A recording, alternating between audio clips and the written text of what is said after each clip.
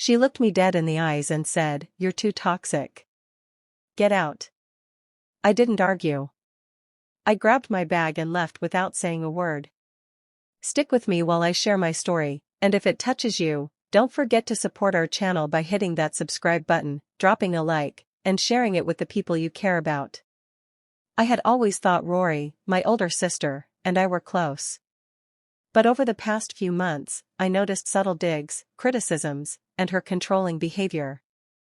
She made me doubt myself constantly, twisting every small mistake into proof that I was the problem. I tried to reason, to explain, but she shut me down every time. That night, after another argument over something trivial, she finally called me toxic. I froze.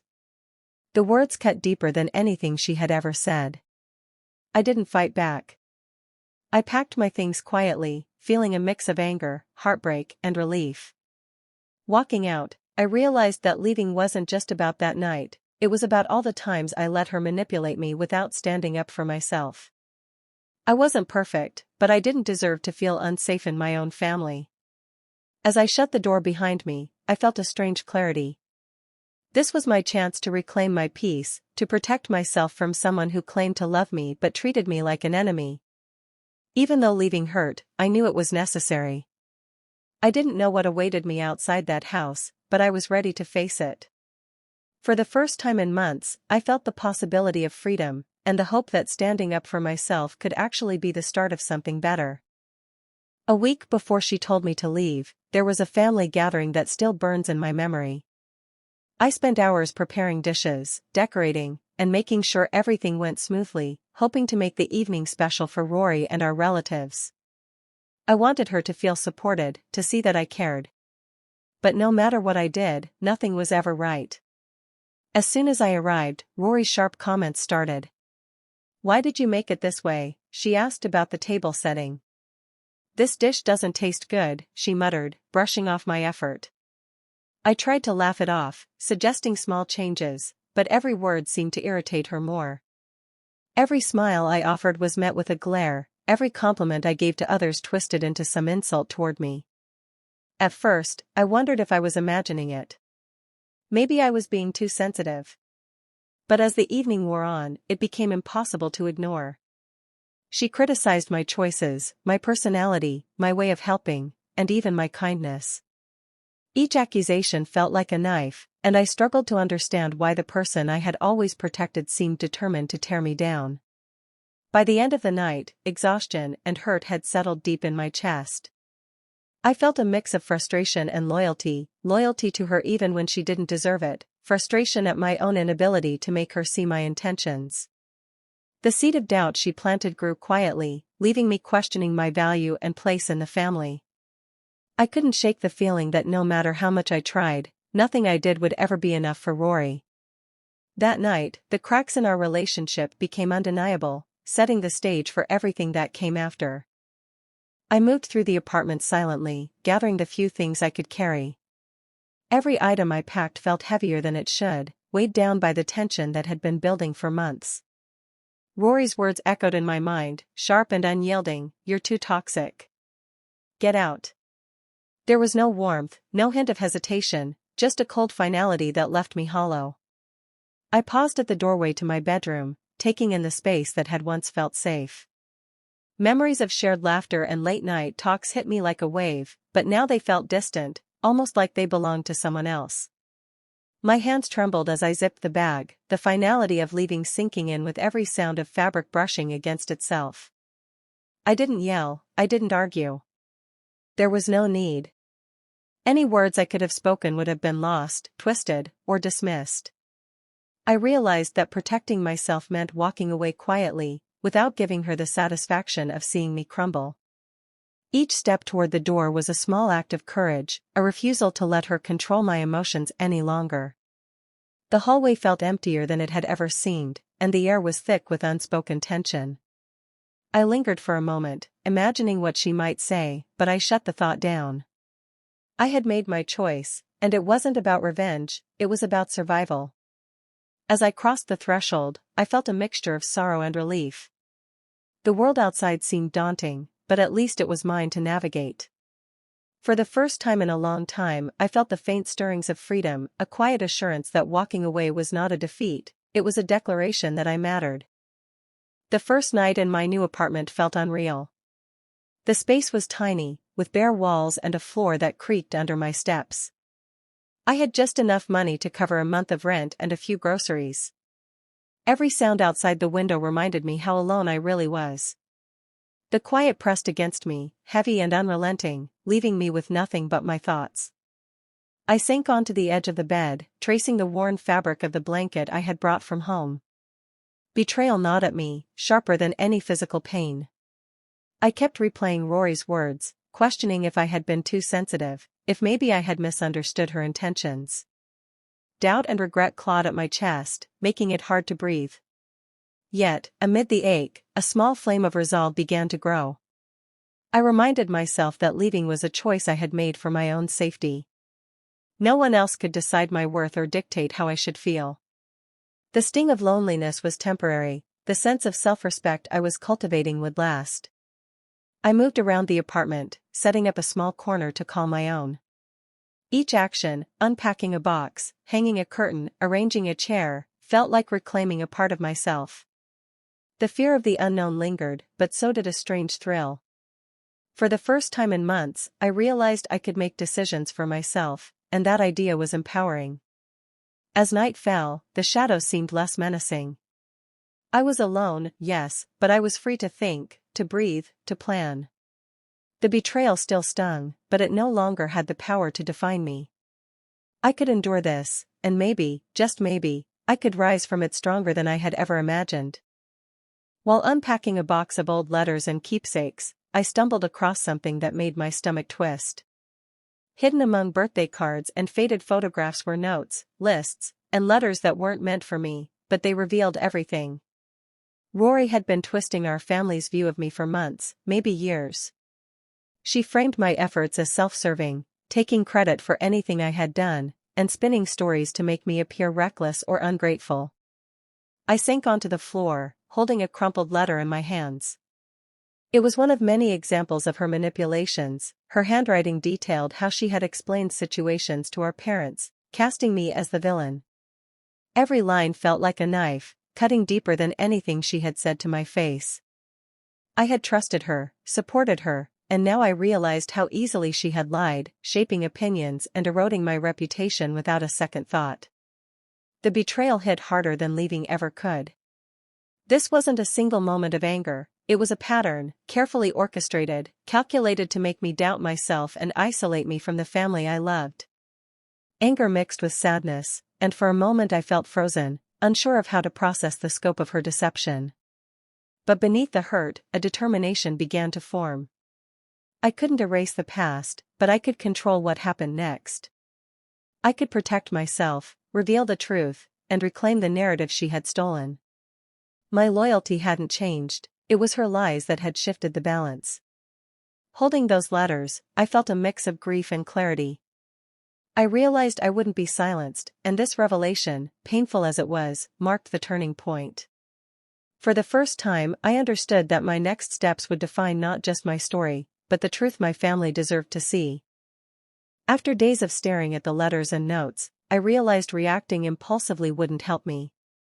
Shouting, confronting Rory directly, or lashing out would only give her ammunition. I needed a different approach, one that would reveal her lies without compromising my own integrity. I spent hours mapping out a plan in my mind. Each detail mattered. I listed the moments she had distorted, the credit she had stolen, and the ways family members had been misled. I decided to let her actions speak for themselves, exposing the truth quietly but unmistakably. Patience would be my weapon, and observation my shield. I began documenting everything meticulously. I kept copies of letters, notes, and receipts of my own efforts that Rory had claimed as hers. I reached out to distant relatives who had witnessed events firsthand, careful not to accuse anyone outright but to gather corroboration. Every small piece built a stronger foundation, a quiet framework for revealing the reality without drama. The more I worked, the more clarity I felt. Planning didn't just protect me from Rory, it strengthened me. I realized I could confront manipulation with intelligence rather than anger, proving that resilience mattered more than reaction. The sting of betrayal hadn't dulled, but now it fueled a strategic determination. By the end of the week, I had a subtle but effective strategy. I would let Rory continue her manipulations for a little longer, quietly gathering evidence, until the time was right. When the moment came, her lies would unravel naturally, and the truth would stand unshakable. For the first time since leaving, I felt empowered. Revenge wasn't about cruelty, it was about justice, about reclaiming my story while remaining unshaken, and ensuring that the deception that had hurt me so deeply could no longer hide in the shadows. I knew the truth alone wouldn't convince anyone, I needed proof. Quietly, I began gathering everything that could demonstrate Rory's pattern of deceit. I revisited old letters, scanned documents, and carefully organized receipts and notes that she had manipulated or taken credit for. Every detail mattered, and I approached it methodically, making sure nothing could be dismissed. I reached out discreetly to relatives who had seen things firsthand. I asked simple questions, letting them recount events without implying any judgment. Their stories aligned with what I had already noticed, filling gaps and reinforcing the reality that Rory had twisted situations to suit herself. Each conversation was a careful balance, eliciting truth while remaining invisible, keeping Rory unaware that her web of lies was slowly being unraveled. I also went through shared finances and family records, noticing small discrepancies that Rory had never explained. A misfiled bill here, a claim of contribution there, it all added up. I documented everything, creating a timeline of her manipulations that I could later present clearly. The process was slow, demanding both patience and caution. I couldn't risk exposing my intentions too early, or Rory would cover her tracks. But with each piece I collected, my confidence grew. The anger I had felt at her betrayal transformed into careful determination. By the end of the week, I had a substantial collection of evidence. Letters, notes, receipts, and testimony, all organized and ready. I felt a sense of control I hadn't experienced since leaving. The power of preparation gave me strength, and for the first time, I believed that the truth could not only be revealed but that justice could quietly, inevitably, follow. I knew the moment to act had to be precise. Confronting Rory directly would only spark denial or anger, so I decided to create a situation where the truth could reveal itself naturally. I invited a few family members over for a casual gathering, keeping it lighthearted so Rory wouldn't suspect anything. Every detail, from the timing to the seating, was intentional, designed to let the pieces of her deception surface without my interference. As I prepared, guilt flickered through me. Was I being too calculating? Could I have tried talking to her instead? The questions tugged at my conscience, but I reminded myself that justice didn't mean cruelty. I wasn't setting a trap for revenge, I was setting the stage for truth to be recognized. I spent hours rehearsing how to guide conversations subtly, how to ask questions that would let her misstatements become apparent, and how to remain calm if tension rose. The balance was delicate. I wanted the family to understand the reality without thinking I was orchestrating drama.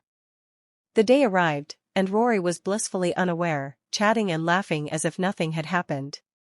I stayed composed, listening, observing, and occasionally steering the discussion with gentle prompts. Each question I asked was designed to reveal contradictions in her stories, nudging family members to recall what they had actually seen. As the evening unfolded, I felt a mixture of apprehension and resolve. The responsibility weighed on me heavily, yet I sensed the quiet strength growing inside.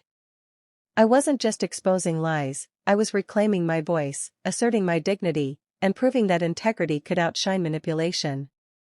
By the time dessert was served, the room was filled with subtle realizations, glances, and unspoken acknowledgement.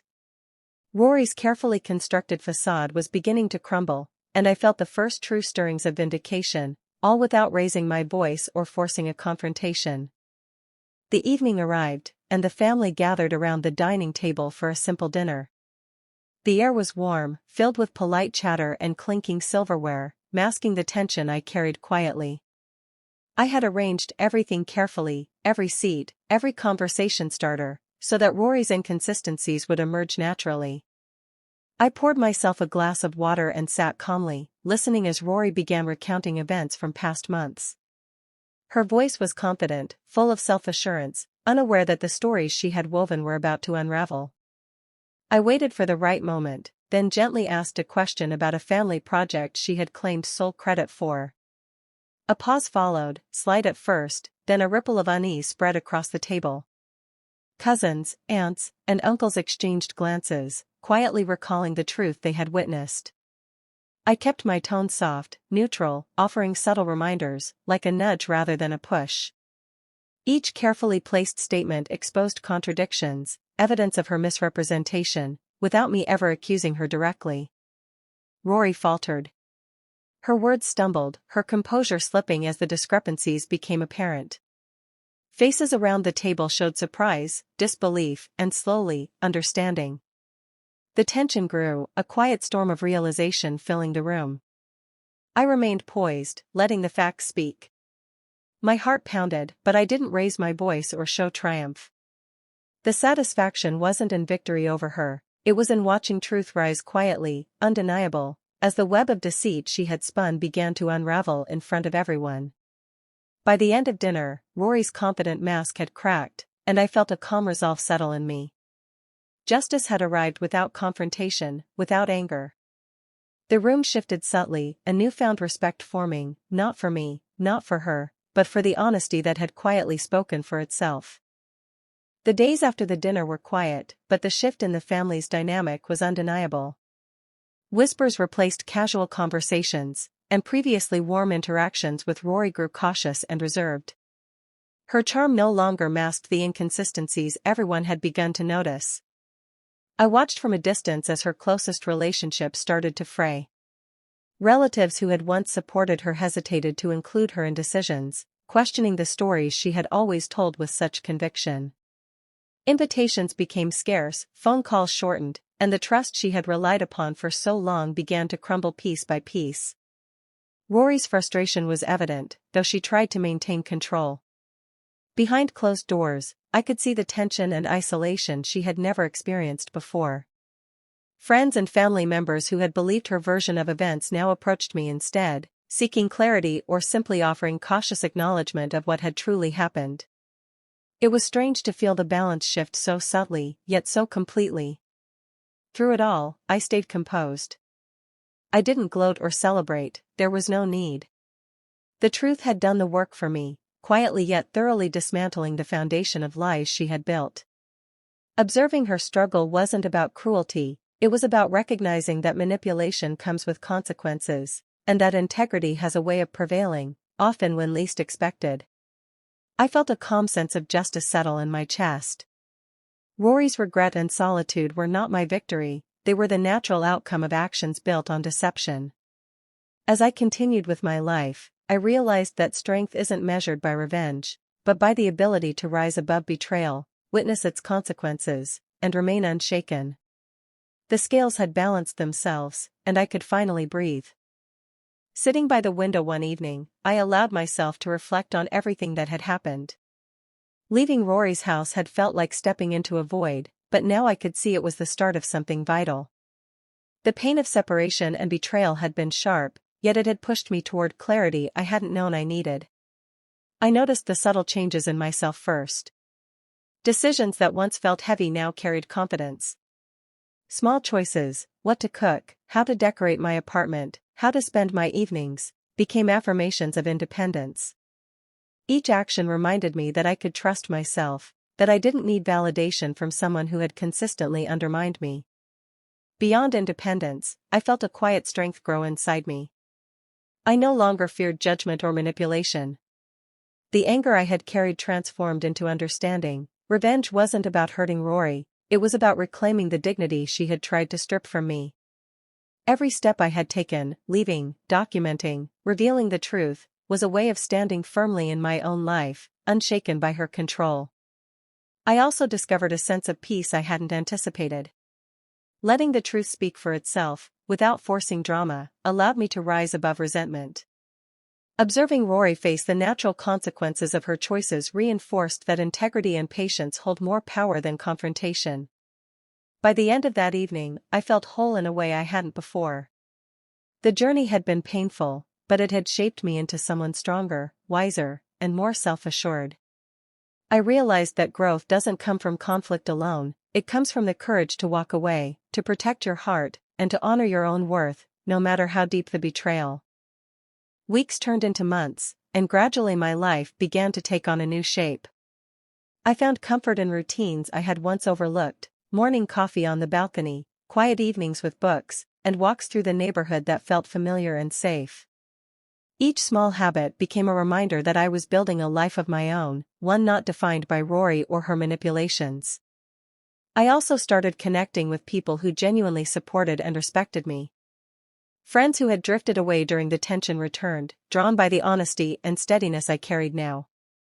Their encouragement reminded me that trust could be rebuilt, and that healthy relationships thrive on understanding rather than control. At home, I made the space truly mine.